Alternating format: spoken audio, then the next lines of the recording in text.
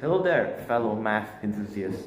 In this video, I'll be going over the definition of trigonometry, the trigonometric ratios, and trigonometric functions in a unit circle.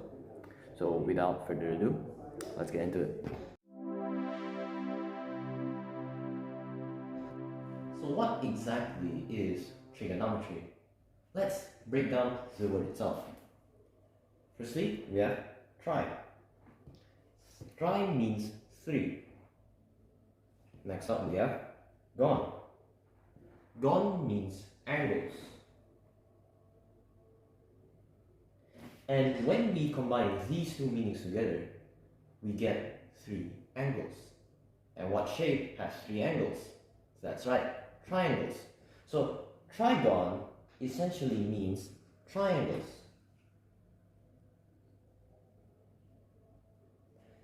Lastly, we have ometry. Ometry means measurement.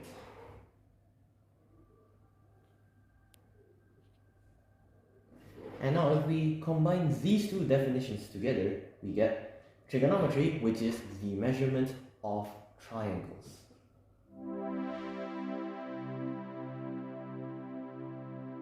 So in trigonometry, we have these trigonometric ratios.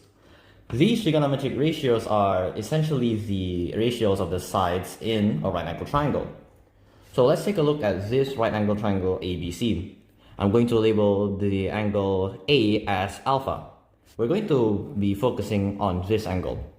Now let's label all the sides. So the side that's opposite to the angle alpha, which is BC, is going to be labeled as opposite. O for short. And the length that's opposite to the right angle is going to be AB. And we're going to label it as hypotenuse. Or H for short. And finally, AC, which is adjacent to the angle alpha, we're going to label it as adjacent. Or A for short. Now, there are 3 main trigonometric ratios, which are sine, cosine, and tangent. Since we're focusing on the angle alpha, it's going to be sine of alpha, cosine of alpha, and tangent of alpha. So sine of alpha is opposite the ratio of the side opposite to the angle alpha and the hypotenuse. So it's going to be opposite O over hypotenuse H. Cosine of alpha is the ratio of the side adjacent to the angle alpha and the hypotenuse. So A adjacent over H, hypotenuse. Finally, we have tangent. Tangent of alpha is going to be the ratio between the side opposite to the angle alpha and the side adjacent to it. So it's going to be O, opposite, over A, adjacent. Another thing to note is that tangent of alpha can be defined as sine of alpha over cosine of alpha. Because when we expand these two ratios, we get sine of alpha is opposite over hypotenuse, and cosine of alpha is adjacent over hypotenuse. As you probably noticed, the hypotenuse will cancel out, and we are left with opposite over adjacent. So in this Cartesian plane, let us put a unit circle. A unit circle is basically a circle with radius 1, and its midpoint is on the origin.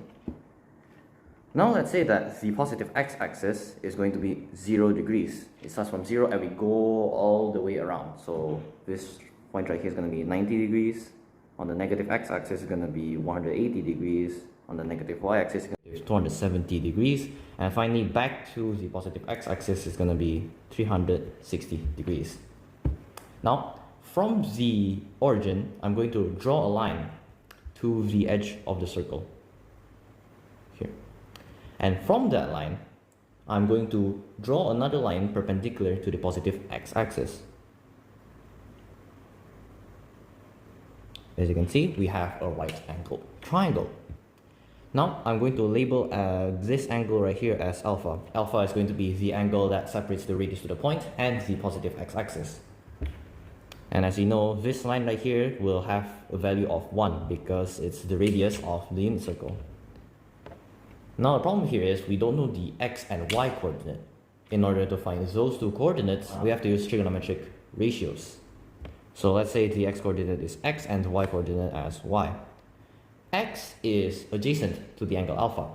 And what trigonometric ratio uses the adjacent side and the hypotenuse? That's right, cosine. So we can use cosine to solve for x. So cosine of alpha is going to be x, the adjacent, over 1, the hypotenuse. And x over 1 is still just x. So x is equivalent to cosine of alpha. Now for y. Y is the opposite side to the angle alpha. So we can use sine, which is opposite over hypotenuse, to solve for x.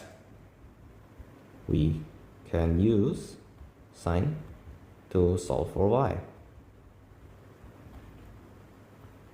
Sine of alpha is going to be y over 1, opposite over hypotenuse. Y over 1 is still y, so y is sine of alpha. Now that we've figured out the x and y coordinate, we know that this point right here is going to be cosine of alpha, sine of alpha. This basically states that for wherever you put the points on the unit circle, it's going to have a x coordinate of cosine of alpha and a y coordinate of sine of alpha.